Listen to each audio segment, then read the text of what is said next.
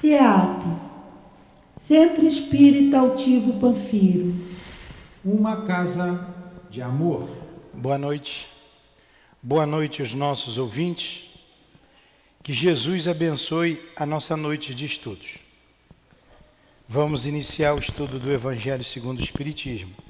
Estamos no capítulo 28, coletânea de preces, item 59. Preces pelos que não estão mais na terra, por alguém que acaba de morrer.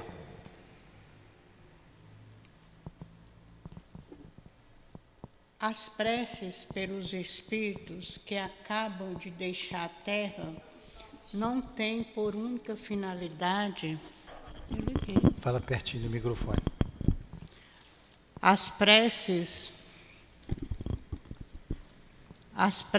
pelos espíritos que acabam de deixar a terra não têm por única finalidade dar-lhes um testemunho de simpatia, mas também ajudá-los no seu desligamento e, assim, abreviar a perturbação que sempre acompanha a separação e tornar o seu despertar mais calmo. Porém, nessa, como em qualquer outra circunstância, a eficácia da prece está na sinceridade do pensamento e não na quantidade de palavras ditas com mais ou menos pompa e das quais a maior parte das vezes o coração não toma parte. As preces que partem do coração realmente se refletem em torno do espírito a que se dirigem, cujas ideias estão ainda confusas, como se fossem vozes amigas que veem no tirar do sono. Faz a prece. Senhor Jesus, Mestre amoroso e bom, aqui estamos, Senhor, para estudar o Teu Evangelho. Pedimos a Tua ajuda, a Tua proteção, a Tua luz para as nossas mentes, a fim de que possamos compreender melhor. Ampara-nos, envolve o Nilton, abençoa ele, ilumina ele, que o altivo possa inspirá-lo, o irmão Luiz possa ajudá-lo. Os bons espíritos, guia desta casa, possam estar conosco, nos ajudando, nos intuindo e nos ajudando na compreensão. Ajude a todos nós e fica conosco, Senhor. Que assim seja, graças a Deus. Graças a Deus. Então, em nome do amor que vibra nessa casa e que já vibra em nossos corações, em nome do nosso amor, do Teu amor, Senhor, mas acima de tudo, em nome do amor de Deus, é que damos por iniciados os estudos da noite de hoje. Que assim seja.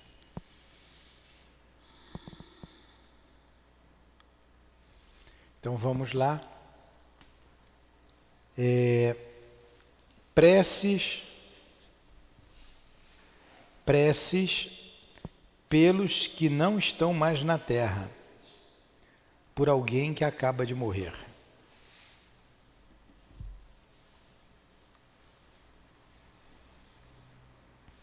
Prece pelos espíritos que acabam de deixar a terra, não tem por única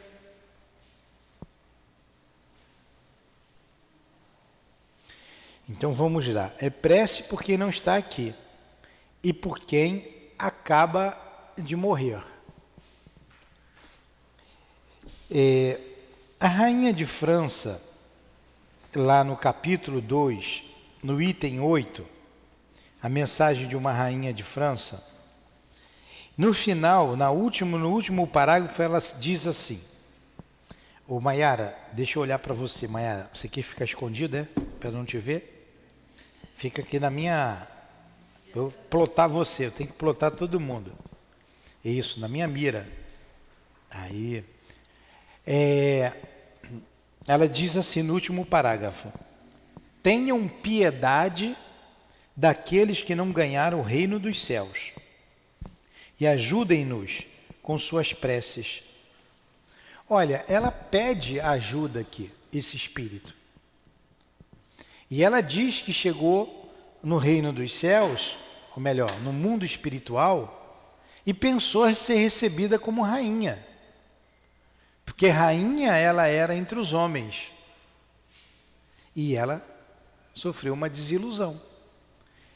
Agora você vê como deve ter doído na alma dela, quando ela vê acima dela, como ela diz aqui, espíritos que ela não considerava, porque não tinham sangue nobre. Muito acima dela. Muito acima. Então ela pede para a gente lembrar desses que não alcançaram o reino dos céus. E na prece aqui, no capítulo das preces, esse capítulo 28, ele é muito importante. É o 28, tá? A gente está terminando. Daqui a pouco a gente reinicia tudo de novo. É o item 59, capítulo 28, 59. Por esses espíritos que acabam de deixar a terra ou que estão aqui no mundo espiritual. E a prece alivia a perturbação. Todos os espíritos passam pela perturbação, por mais ou menos tempo. Todos passam, que sejam alguns segundos, morri, não morri, o que foi que aconteceu? Quando a gente estuda ali o André Luiz, ele trata ali de alguns espíritos, do desenlace, do desencarne de alguns espíritos, um católico, 2 protestantes, ou 2 católicos, ou um católico, 2 protestantes, 2 espíritas. Um desses espíritos era a Aura Celeste, conhecida como Aura Celeste, Adelaide Câmara. Ela desencarna, ela mesmo, o Dr. Bezerra pede para ela cortar o último laço que prendia ao corpo e ela segue com o Dr. Bezerra. Então, a perturbação dela foi quase nenhuma, né? Deve ter lá um sono reparador depois, rápido.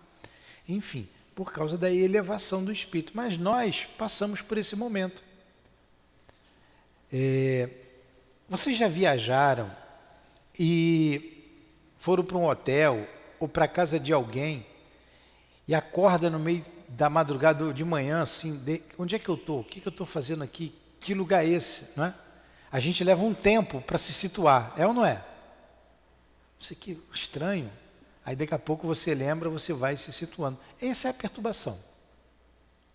Que pode durar alguns minutos, alguns dias, semanas, décadas, até séculos. Depende de cada um. Aí ele está pedindo para orar, porque a oração ajuda e ajuda muito, principalmente quando a gente conhece, quando é um parente, quando é um amigo, a gente pede a Deus. E a prece é um bálsamo. É um bálsamo. É uma... Quando a gente ora aqui, tem várias características. A prece, quando a gente termina, não fica uma coisa boa, tranquila? E a gente aqui na nossa casa, a gente faz a prece e dá um tempinho de alguns segundos. Aí a gente bota a vinheta, aqui a gente tem uma vinheta. As pessoas, às vezes, elas fazem a prece, diz assim, estou fazendo uma prece. Em nome de Deus, que assim seja. Ô Luiz, ô fulano, vem cá, bota isso ali, vem. Parece que você não fez nem rezou. É ou não é? E eu vi isso também em casas espíritas. A pessoa nem acaba de falar o amém, na doutrina espírita é o assim seja, né? Já está acendendo luz, porque o povo já está conversando, já está levantando, saindo correndo. E pela experiência, o magnetismo é um dos fatores. Quando você faz uma prece sentida, você sente o magnetismo, aquela paz, aquela tranquilidade. Depois, isso é quebrado, porque você se levanta, vai para os seus afazeres, mas não deixa de ter. É ou não é? Então esse bálsamo, porque a prece desinteressada, a prece intercessória, ela é de um valor incomensurável.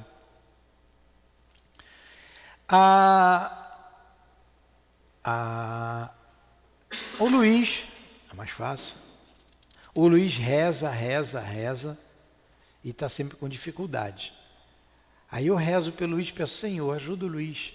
E o Luiz recebe aquela paz. Tem um efeito, ele rezou e não conseguiu nada. Eu rezei pelo Luiz e o Luiz foi ajudado. Por quê? Olha só o valor da prece. Eu não tenho interesse nenhum, a não ser a compaixão pelo Luiz. Ajuda o Luiz, Senhor. Isso é levado em conta. Isso é levado em conta. Vocês vejam, o espírito perturbado, toda vez que a gente fala, a gente cita o exemplo do livro do André Luiz, aquele Entre a Terra e o Céu, esse Entre a Terra e o Céu. Prece refratada, está logo no início ali do capítulo 1. Dali que se desenrola todo o livro, a partir da prece da menina. O que a menina faz? Senhor, ajuda a minha mãezinha. Não, melhor, ela não pede ao Senhor, minha mãe, ela pede para a mãe. Ela ora para a mãe, que a mãe tinha desencarnado. Mãezinha querida, ajude aqui em casa, aqui em nossa casa, estamos passando um momento difícil. A minha madrasta está muito doente, precisa da sua ajuda, me socorre. E ela fez a prece com fervor. Só que quem estava obsediando a madrasta, quase matando, era a mãe dela. Com ciúmes, com uma série de coisa de mulher, né? Coisa de mulher, certo, Luiz? Vocês entendem isso? Estava lá, quase. O que acontece com a prece dela? A prece vai lá em nosso lar. Eles recebem a prece lá. Tanto que o título é Prece Refratada. Ela dirige a prece à mãezinha, mas como ela tinha méritos, a prece vai lá em nosso lar. Ele, fulana está pedindo socorro. O que está vendo? Vamos lá. Aí eles vêm, aí vê a situação, dali se desenrola toda a história. Então, quando você pede por alguém, você intercede por alguém, ela é sempre ouvida. Aliás, toda prece é ouvida, quando feita do coração. E vem a resposta. Por quem acaba? Essa senhora já estava desencarnada há algum tempo. E quando você ora por ela, ela recebe esse apoio, recebe a visita dos espíritos. Dali ela recebe uma ajuda que ela se transforma no decorrer da história. E por quem acaba de morrer?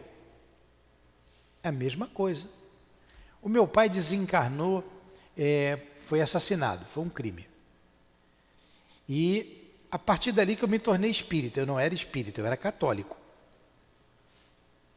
Minha família toda católica, e eu comecei a rezar, né? Pedir a Deus, fazia lá meu Pai Nosso, minha Ave Maria, do jeito que eu fazia. E dali eu fui para o centro, logo depois, para entender melhor sobre a vida espiritual, por que essas coisas acontecem, enfim. Porque na igreja não tinha explicação que eu tenho hoje, o entendimento que a gente tem aqui na doutrina espírita. E depois de um tempo que eu pedi notícias dele, o Dr. Herman falou para a gente, ele passou um período de perturbação, uma semana. Ele ia e vinha, entrava e saía, reconhecia aqueles que foram os assassinos dele. Então ele ficou naquela situação aí uma semana. O corpo ficou lá um bom período, o corpo foi para o necrotério, e dizem assim, tem um ditado que diz que o criminoso sempre volta ao local do crime, não tem? Isso é um fato. Isso é um fato. E aí o Dr. Herman disse, né, através da mediunidade do altivo, ele reconhecia os criminosos, ele sabia quem era. Estava lá. Agora você imagine a perturbação do espírito. Ele não tem a noção que nós temos aqui. A noção dele é de céu e de inferno, que é a noção que o católico dá. Ele morreu.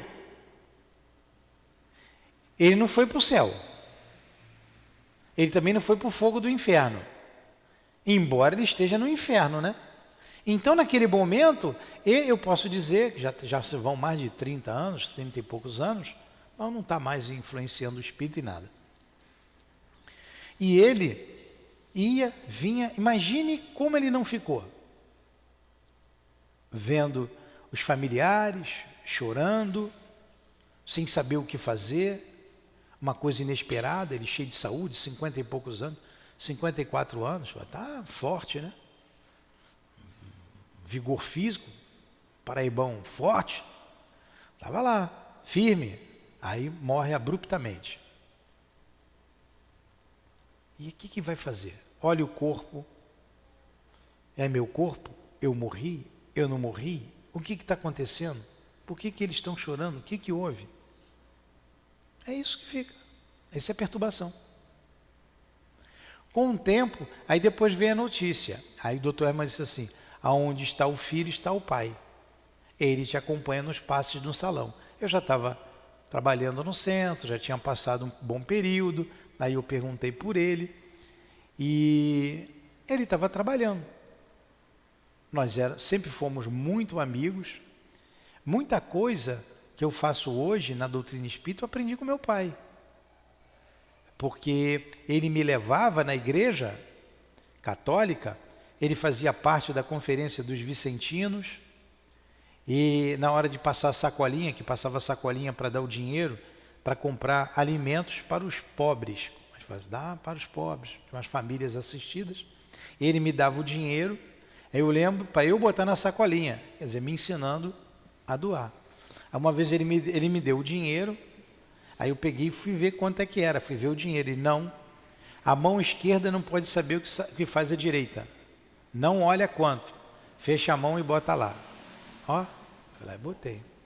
Na hora de levar, final do mês fazia com aquele dinheiro as compras e fazia uma cesta, não tinha cesta básica.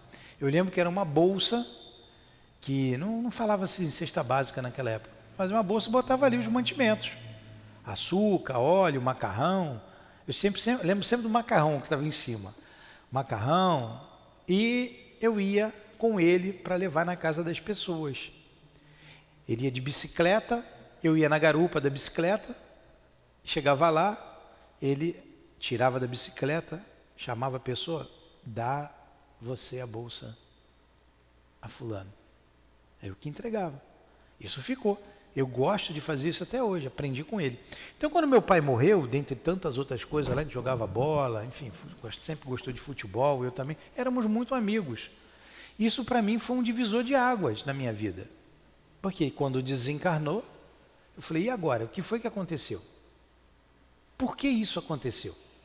Porque enquanto acontece com os outros, você é com os outros. Mas quando acontece com você, aí eu fui procurar saber. Então, ele ficou muito perturbado. E a partir dali que eu entrei para a doutrina espírita.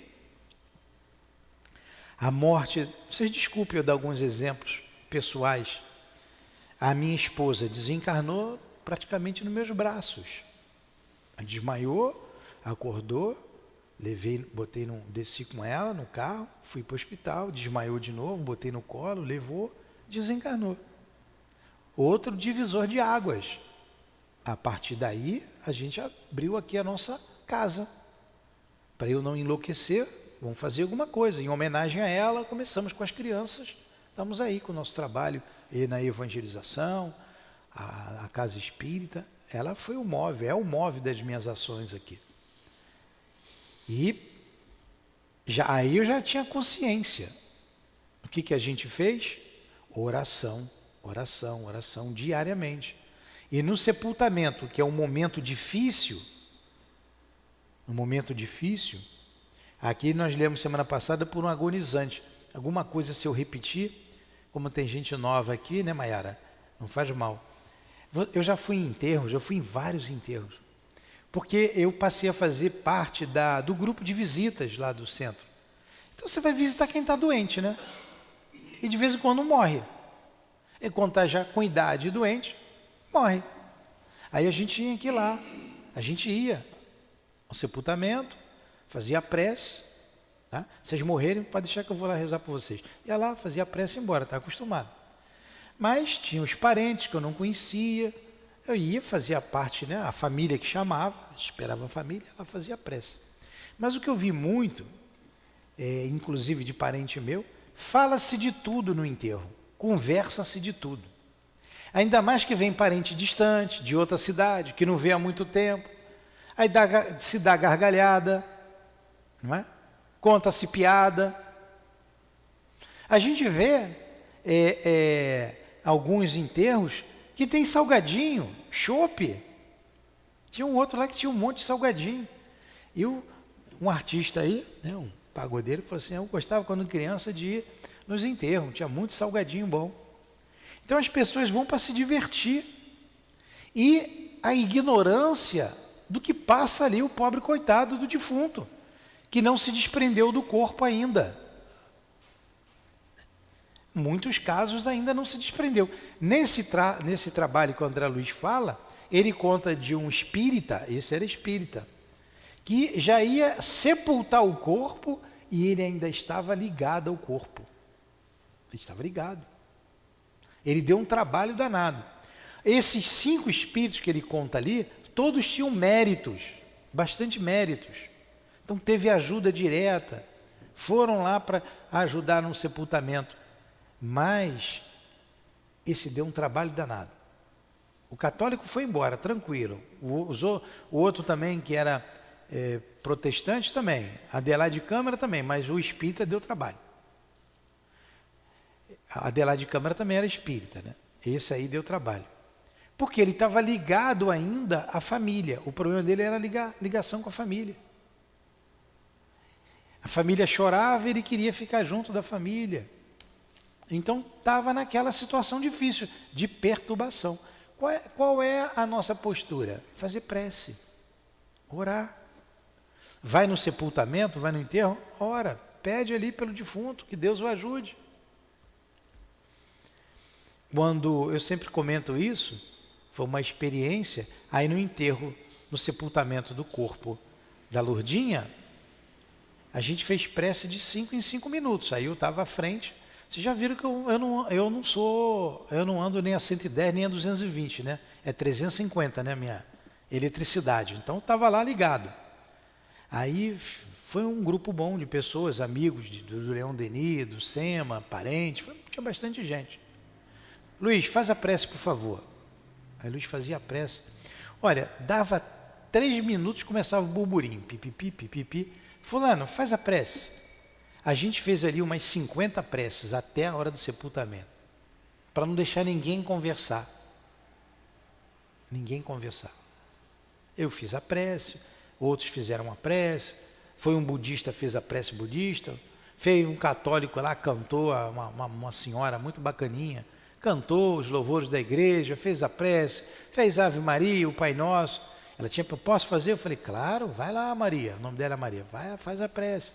E manteve todo mundo ali num momento de respeito. A gente tem que ter respeito por esse momento tão difícil para o espírito. São 2 momentos difíceis, quando chega à Terra e quando sai da Terra. A gente estudou a reencarnação de Segismundo aqui, no livro Missionários da Luz. Que complexidade para ele reencarnar. E o desenlace, o princípio é o mesmo. Então a gente tem que ter respeito por aquele. Fazer prece, pedir a Deus, porque ele está ligado ao corpo. E na verdade você não sabe o que o outro pensa, o que o outro sente, como é que ele era na vida. A gente não sabe a intimidade de ninguém. Então a gente não sabe se ele está ligado ali, o corpo, se ele não consegue se desfazer. Então a gente ora, pede a Deus, ajuda.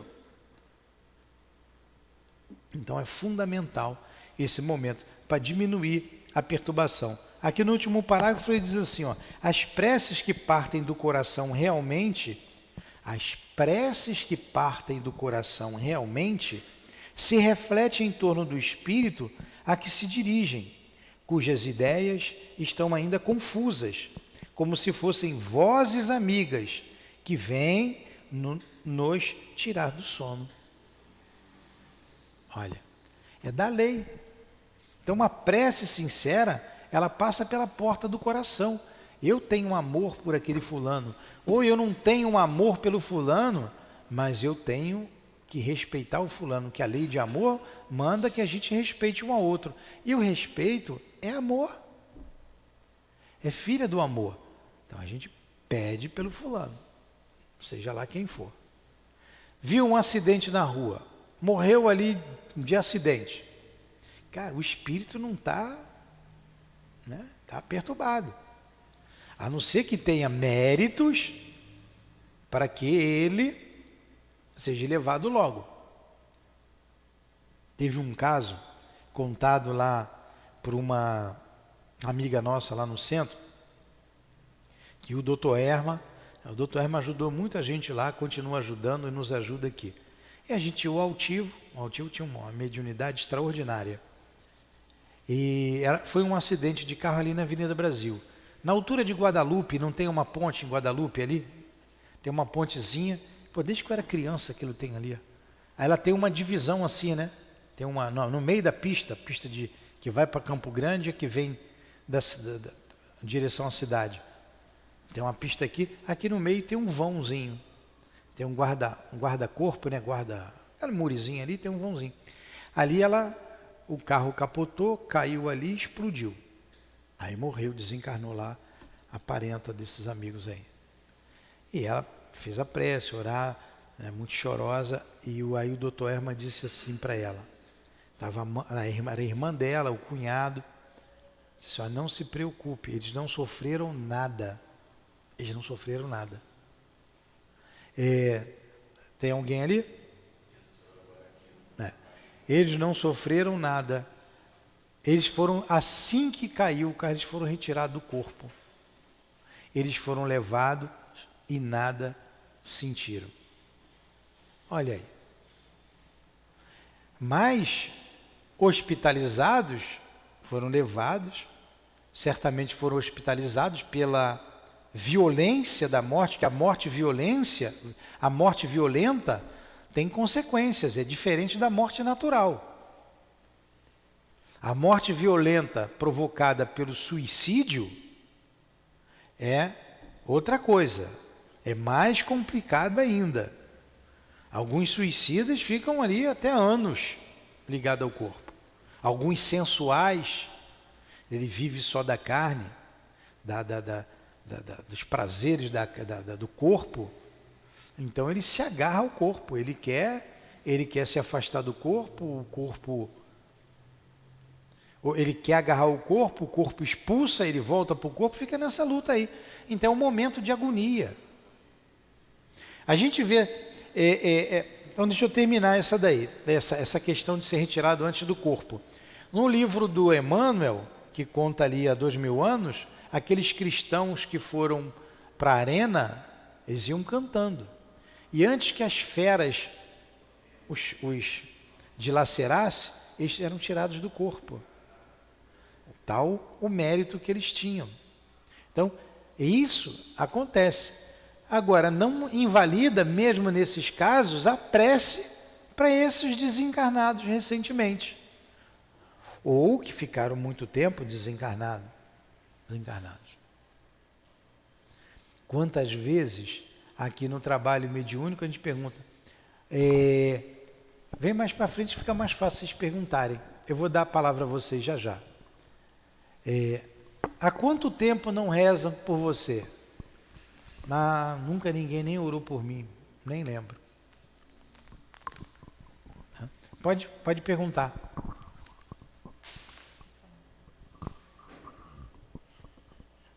Eu já ouvi falar sobre resgate, quando a morte ela é muito acidental, assim, muito rápida, muito brusca. É resgate? Tem alguma coisa a ver? É uma morte violenta, normalmente é um resgate. Mas você tem imprudência também. Aí no outro dia morreu um rapaz ali de moto, saiu bêbado. Não saiu nem do lugar, saiu dali, o carro pegou, atravessou a pista. Aí é um suicídio, né? Agora, tem os resgates, a expiação? Sim, tem. Sem dúvida. Tá? Alguma pergunta? Alguma colocação?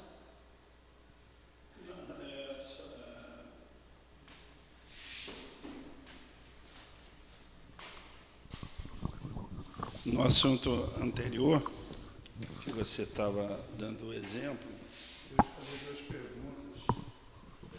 Uma delas, porque me parece, pelo que você passa a todos nós, e outro dia até uma moça estava falando com a sua filha, falando, nossa, eu passei a ouvir. Ela fala para Raquel, falou assim, nossa, o seu pai era apaixonado pela sua mãe, porque ele transmite isso e todos nós sentimos. É uma grande verdade. Então, aí eu te pergunto o seguinte, né, por uma questão de curiosidade, você a conheceu no centro espírita? Ela seguia a doutrina espírita também? Conheci bem antes. Eu não era espírita. Quando meu pai desencarnou, eu já tinha filho até. Eu casei novinho, com 21 anos de idade. E ela tinha 18 anos. Então, nós casamos novos. Aí, um ano depois, a gente teve o Gustavo, depois a Raquel. Eu não conheci na casa espírita. Agora, eu era mais assíduo. Ela era menos, ela ia, mas ia menos. Era médium, mas não queria muita coisa com a Hora do Brasil, não. Ia, mas... Então, por isso que ela tem que trabalhar muito hoje. E a outra coisa, eu não... Quer dizer, fui o necessário, né, a questão do sepultamento, porque um que marcou muito para mim foi meu avô, muitos anos atrás, mas o último que eu fui, há cerca de 2 anos atrás, que foi do cunhado de um amigo meu, eu, quando cheguei, eu devo ter ficado uns 4 minutos, virei as costas e saí. Por quê? Ele tinha uma condição financeira muito boa e tinha lancha, gostava de pescar. Sabe que ele sendo velado, colocaram numa parede uma televisão imensa e o velório estava passando os filmes dele, pescando, se divertindo, mergulhando. E aí as pessoas, como você falou, tinha até salgadinho. Cheguei, olhei, eu falei, não, eu não me senti bem. Apesar de que eu nem o conhecia. Fui por uma consideração a esse meu amigo. Mas parecia tudo menos o velório. E aí eu fiquei, já na doutrina espírita, eu fiquei imaginando como é que deve estar essa situação. Está ali sendo velado, uma televisão imensa. Está aqui a perturbação, né? A gente não sabe da vida de ninguém, como nós dissemos aqui. Mas se é um espírito apegado aos prazeres da vida, que não se preocupava com o lado espiritual, vai ter problemas, né? Vai ter dificuldade. O importante é a nossa postura. A postura dos outros, dos familiares, a gente deixa para lá. A gente faz a nossa parte e pronto. Vamos aqui. Aí tem outra prece aqui, número 60. Ele faz uma prece pedindo que os bons espíritos vão buscá-los, ajudá-lo, o anjo da guarda. Ele coloca aqui, vou passar na página 4, seguinte, tu acabas de entrar no mundo dos espíritos, entretanto estás aqui presente entre nós, tu nos vês e nos ouve, porquanto só há menos entre nós e o corpo perecível que acabaste de deixar e que em breve será reduzida a poeira. Enfim, ele vai falando aqui coisas, uma prece para os que acabaram de morrer, vocês podem ler.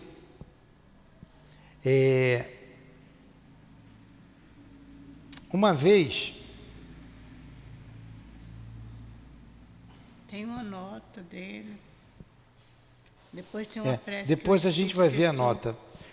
O altivo contou para a gente que ele foi num enterro de uma dessas pessoas que tinha acabado de morrer e que ele visitava. Ele foi no enterro. Quando chegou no enterro, ele abriu o Evangelho. Como é que nós fazíamos? Nós éramos orientados a fazer. A gente lia uma parte do Evangelho e fazia uma prece. E deixava lá com os familiares, né? Que é o momento da família. E quando ele pegou o livro, olha como são as coisas. O Evangelho, o Espírito foi e falou no ouvido dele. Abre no capítulo tal, item tal. Ele foi lá no capítulo tal, eu não me lembro mais o item. Ele foi lá, abriu. E estava lá, a palavra dos Espíritos como se fosse uma acusação. Uma acusação. A leitura era para acusar o defunto, né? Devia ser o obsessor dele, que ele falou. Você que desprezaste, Paulo. E quando ele viu, ele começou a ler, mas eu não vou ler isso aqui mesmo. Você é o obsessor dele, você não é guia. Aí ele foi e mudou. Então, quando a gente vai, em vez de abrir ao acaso, a gente escolhe uma página, o capítulo 6, vinde a mim, todos vós, e vamos pegar uma página amena, que alivia a dor daquele que está naquele momento ali. E não algo que vá acusá-lo. Às vezes eu vejo aqui na prece, eu tenho até que falar nos trabalhos mediúnicos, os espíritos, nem todos sabem fazer prece. A pessoa começa, faz a prece, aí a pessoa fala, ela em vez de fazer a prece, ela faz um preâmbulo. Esses irmãozinhos, chama de irmãozinho, né? Esses irmãozinhos que erraram muito na vida, que não precisa falar isso. Senhor, ajuda esse irmão, ajuda esse companheiro, acabou. A gente vai a Jesus para pedir para ele.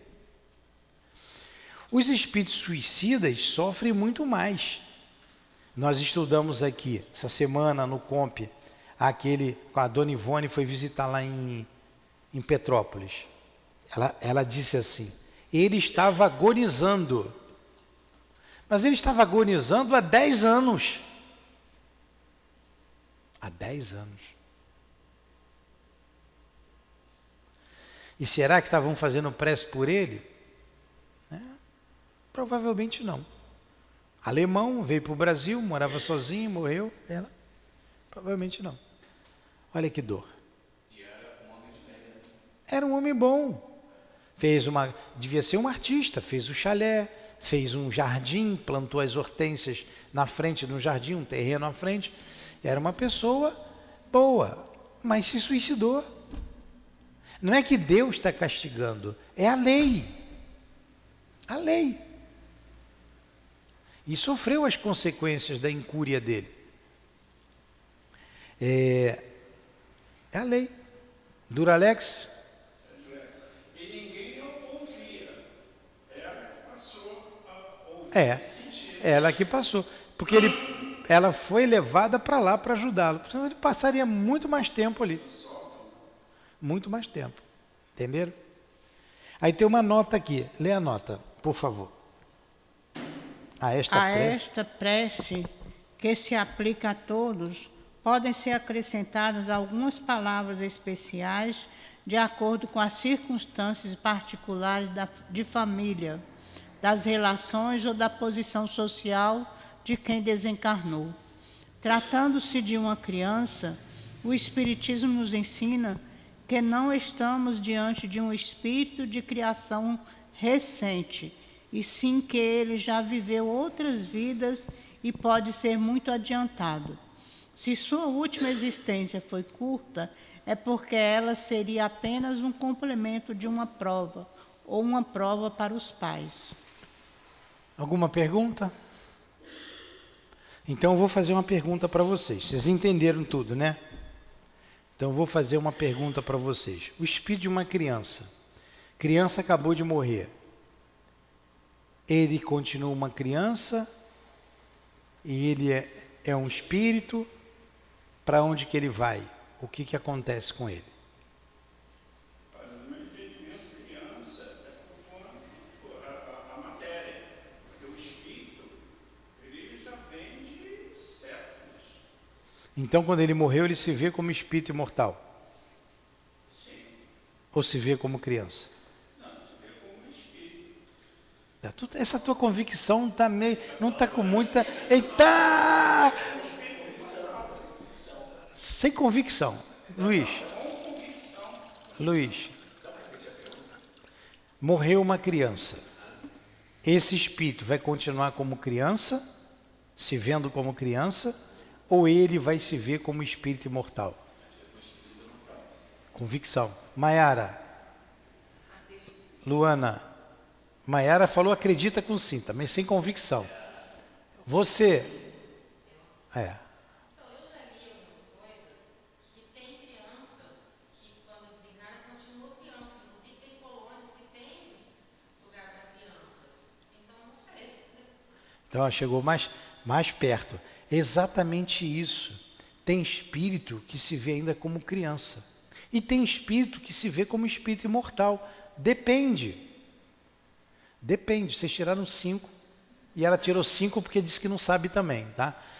Então tem espírito que ainda se vê como criança. Então tem colônias. Aqui mesmo na nossa casa a gente tem uma evangelização grande, boa, enorme. Tem muitas crianças aqui.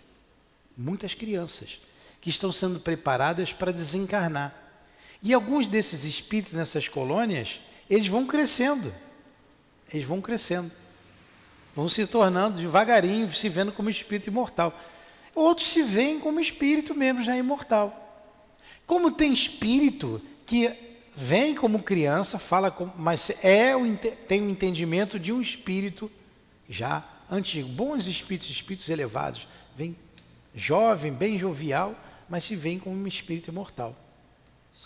O André Luiz, no livro que a gente sempre cita aqui, Entre a Terra e o Céu, que é aquele da prece refratada, e começa com a prece da menina, mas envolve um garotinho que morre ali, que é o Júlio. Nós estudamos aqui no carnaval do ano retrasado, sobre reencarnação, o tema foi reencarnação, e nós pegamos a reencarnação de Júlio, porque a gente pega sempre a reencarnação de Segismundo, é clássico falar dela. Mas o Júlio, ele desencarnou e ele continuou como criança, e chorava muito no plano espiritual, porque ele teve um suicídio antes desse desencarne e o veneno corroeu a garganta dele, então ele tinha muito problema de garganta e ele chorava pedindo a mãe, o auxílio da mãe. E lá tinham muitas mães do filho dos outros. E ele reencarna como criança, ele não se vê como espírito imortal. Ele, ainda como criança, ele retorna ao corpo físico. Aí vocês vejam, quando a mãe, aquela Zulmira, que estava lá obsidiando a segunda esposa do marido, e ela é orientada e ela sabe onde está o filho, porque ela não sabia onde estava o filho. Ela vai visitá-lo na colônia e ela que dá amor ao filho, dá o carinho, ele vai se acalmando, os passos o acalmam, e ele vai ser filho da segunda esposa. E como ela amava o menino, amava esse espírito, aquilo ali é uma teia de reencarnação de uma história interessantíssima. Ela passa a ajudar lá a outra que ela tinha inicialmente ciúmes. Olha o que a lei de Deus faz, né? Ele volta. Então ele reencarna como criança. Tudo começou com a criança lá, com a oração da menina, tinha uns 14 anos. Mas vocês vejam, depende do espírito. Entendeu? Depende. Mas vamos continuar aqui. Só uma coisinha. Fala. Desculpa. Você falou que tem muitas crianças. Você fala das crianças encarnadas ou das crianças desencarnadas? Desencarnadas. Porque você falou assim, estão preparando elas para desencarnar. Não, preparando para encarnar. Eu falei para desencarnar? Aqui, então. Estão preparando para encarnar, para desencarnar não. Para encarnar. Muitas crianças aqui. Muito espírito. Quem tem médico que vê aí, médico vidente, vê criança correndo aí, criança para lá, para cá. Tudo bem? Alguma coisa a mais? Vocês não fizeram a pergunta, eu fiz e vocês erraram. Essa prece também, essa prece 61, foi ditada por um médium de Bordeaux no momento em que passava diante da janela de uma casa o enterro de um desconhecido. Tá? Então, onde é que está isso aí? A nota de Kardec. A prece que foi ditada anteriormente. Não, é essa prece 61. 61, né? Foi ditada. Tá. A gente vai ver aqui a 61, essa prece aqui. Quando a gente pega ali os livros Céu e Inferno, e tem o primeiro espírito logo, eu falei semana passada sobre ele, o espírito feliz. O Kardec divide ali espíritos felizes, espíritos em condições medianas, espíritos suicidas, não, espíritos sofredores, espíritos suicidas, espíritos endurecidos, espíritos em expiações terrestres. Ele divide ali e analisa cada comunicação daquela. Os espíritos dão uma comunicação. A primeira comunicação ali era de Sanson. Sanson era membro da Sociedade Espírita de Paris, era amigo de Kardec. E ele ficou doente, ele adoeceu. E ele disse: vocês, por favor, me evoquem antes do meu enterro, que eu vou dar uma comunicação. Eu quero testificar tudo que a gente está estudando aqui. E ele deu a comunicação antes que o corpo fosse para o túmulo, antes que o corpo fosse enterrado. Olha só esse espírito lúcido. Ele citou aqui, não foi a Dona Ivone, citou no estudo passado. Quem puder vir, ou se não vir, escuta em casa a aula de 5 horas da tarde, 50 minutinhos de aula, muito boa, é muito elucidativo. Escutem a aula de hoje. Ela citou ali o Ernesto Bozano no livro A Crise da Morte. A Crise da Morte, ele conta ali vários assuntos ali de desencarne. E tem uma senhora que ela dizia assim: eu vou morrer. Ela estava doente, ela sabia que ia morrer. Eu vou morrer, mas eu não vou dormir. Diz que dorme, que tem perturbação. Eu vou ficar acordada. Eu vou ver como que é morrer. Eu quero ver. Velhinha danada, né? Eu quero ver como é que é a morte. Eu vou ver. E ficou esperta ali, né? Estava para morrer, estava moribunda, ela morre. Morreu. Lá para as tantas, ela escuta umas vozes, 2 amigas conversando no quarto dela. Ela não estava no quarto, ela estava em outro compartimento da casa. E ela vem. E ela escuta as amigas falando assim: mas a fulana era muito excêntrica. Coisa de mulher, né? Muito excêntrica. Ou exótica, acho que é excêntrica, muito excêntrica. Aí ela escuta, ela vem andando ao encontro das amigas e diz assim: era por quê? Eu estou aqui, vocês estão falando de mim. E as duas continuam a conversar. E ela se aproxima e ela olha na cama, ela no quarto dela, ela diz assim, vou falar igual um ministro aí, abre aspas. Ela diz assim: você riu, você sabe o que é, né? Que manequim é esse que está na minha cama? Que manequim é esse que está sobre a minha cama? Aí uma das senhoras vai, puxa o véu que cobre, puxa, realmente ela era muito excêntrica. Aí ela leva um susto. Ela vê o corpo dela ali. Aí ela diz assim: ué, então eu morri? E já estava quase na hora do sepultamento. Então eu morri? E eu não vi nada? Então cadê os espíritos? Cadê o meu anjo da guarda? Diz que vem os espíritos e eu estou sozinha aqui? E essas duas ainda estão falando de mim? É muito engraçado o caso. Aí aparece lá o guia dela, os espíritos dela: você quis resolver tudo sozinha, eu só estou vindo agora porque você me chamou. Interessante, né? Vocês estão vendo que cada caso é um caso?